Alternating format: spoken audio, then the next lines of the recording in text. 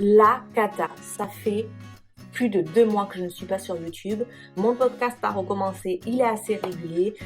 La semaine dernière, j'étais pas du tout sur Instagram, mais c'est la cata de la cata, c'est le bordel chez moi. Beaucoup de choses se passent en fait ici, chez Along avec Nana, et du coup, je voulais juste un peu vous dire ce qui se passe. Petit vlog de la journée. Là, je pense que je vais aller faire, aller au café, m'occuper et aller faire du batching de mon contenu parce que c'est la folie, je n'arrive à rien.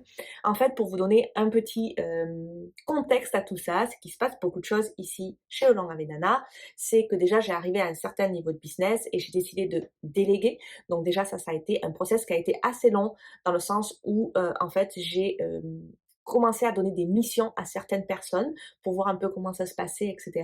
Voir si on était en phase, si le travail marchait bien avec ce que je voulais, etc. Et enfin de trouver la personne, the personne, Leslie pour moi, qui va m'aider pour mon podcast, ma création de contenu. Pas la création de contenu, on va dire plutôt la mise en forme de mon contenu et surtout m'aider à être plus régulière dans la création de mon contenu et de me libérer du temps puisque du coup je vais pouvoir vraiment m'occuper de mes clientes mais également de faire vraiment du contenu de qualité. Parce qu'une deuxième chose qui se passe en fait dans mon business, c'est que là j'ai décidé de changer un peu mon business model, mais plutôt pas forcément d'enlever les programmes que je fais. Non, non, le programme de la CEO affranchie, les programmes sur mesure, c'est quelque chose que j'adore travailler, mettre en place les systèmes, les process pour mes clientes, j'adore organiser le bordel qu'elles ont dans leur tête comme je dis, j'adore faire ça et je continuerai à épauler toutes ces personnes-là, mais j'ai décidé d'avoir quand même une autre type d'offre parce que je me suis rendu compte qu'il y a beaucoup de personnes qui ont le même style de problème. C'est pas qu'ils ont besoin de revoir tout leur business, mais ils n'arrivent pas à avoir des ventes régulières. Ils n'arrivent pas, même pas à se montrer pour vendre, être dans le marketing, etc. Et je trouve ça dommage parce qu'en fait, ils ont une expertise qui est exceptionnelle. Des fois, il y a des gens qui ont des expériences. J'ai parlé il n'y a pas très longtemps avec 2-3 personnes en appel découverte où ils ont plus de 10 ans d'expérience dans ce qu'ils font. Et quand on voit leur Instagram, quand on voit leur communication, on dirait que ça fait que 2 ans qu'ils soient là. Et je trouve ça tellement dommage s'ils arrivaient à se mettre en avant. Mais d'un autre côté, peut-être qu'ils n'ont pas besoin de refaire tout leur business. Peut-être qu'ils ont besoin juste d'arriver à passer ce blocage-là, à savoir comment faire pour se présenter au monde, pour attirer les bonnes personnes. Bon, après, il y a aussi des choses qui peuvent être vues niveau prix, etc. Mais ça, c'est autre chose. Mais du coup, cette perception qu'on a de la vente du côté vendeur de tapis, etc., je trouve que c'est un peu triste parce qu'il y a des manières vachement plus humaines, plus bienveillantes de faire de la vente et attirer des bonnes personnes à soi et pas être dans la culpabilisation, d'appuyer toujours sur ce qui fait mal, etc. Parce que je suis arrivée, là je me fais accompagner par une mentor et je me suis rendu compte, en fait elle m'a fait rendre compte que le marketing, depuis que j'ai commencé mon business vers 2019, c'était toujours, il faut appuyer sur c'est quoi le pain point de la personne. Donc il faut dire ce qui va pas, les 3 mistakes enfin les 3 erreurs pardon, je parle en anglais, les 3 erreurs que vous faites, vous êtes dans le burn-out, etc. Donc des mots très négatifs. Moi je disais même ne pas sacrifier sa vie, mais qu'est-ce que ça veut dire de pas sacrifier sa vie?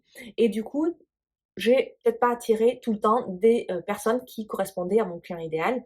Du coup, ma mentor m'a dit: «Mais passe dans le positif. Quel type de personne que tu veux? Tu veux des personnes qui soient cassées ou tu veux des personnes qui soient vraiment, qui sont dans leur pouvoir, qui savent où ils veulent aller, mais qui savent pas comment y aller?»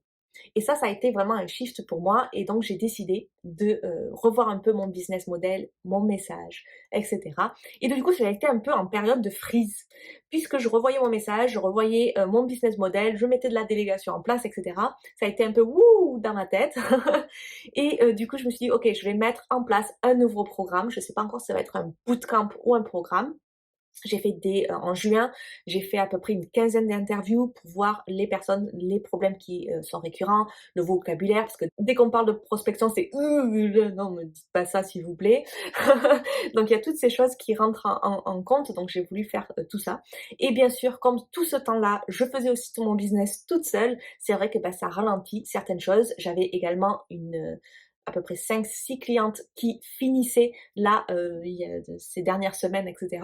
On avait travaillé plus de 6 mois ensemble, etc. Donc ça fait beaucoup de choses à la fois. Et donc du coup, voilà, j'étais un peu entre deux, de savoir comment créer du contenu. Donc j'étais vraiment en freeze de dire, qu'est-ce que je vais dire? Est-ce que je change mon message complètement ou pas? Voilà, donc ça a été un peu compliqué. Et là, je commence à me retrouver, à savoir ce que je veux dire, à savoir où je veux aller, d'avoir enfin trouvé la personne qui pourra m'aider à déléguer, etc., à faire des choses. Et donc, du coup, je me suis dit, ok, c'est bon, c'est le moment pour venir sur YouTube, continuer mon podcast et aller sur Instagram. Voilà, ça va être vraiment mes 3 médiums. Bien sûr, grâce à mon assistante, il va avoir également un blog qui va reprendre en fait le script du podcast, les grandes lignes, etc. Les newsletters vont reprendre, ils vont parler du podcast, mais avoir des points. Il y aura toujours une partie qui introduit en fait le podcast et une partie qui va être plus personnelle où je vais donner mon expérience, etc. Donc il y a des plus bien sûr d'être dans la newsletter. Il y a le lien dessous si vous voulez. Donc ça va être un peu plus facile, on va dire facile, simple, je sais pas, pour moi de reprendre mon contenu, d'être plus régulière.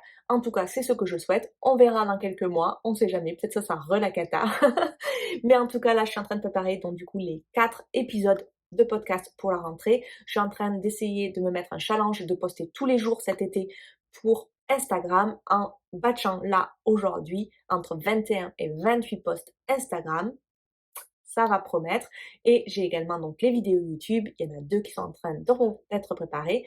Donc voilà, j'essaye de mettre tout ça en place. Je pense que YouTube, je vais continuer à faire 2 épisodes. C'est pas un podcast.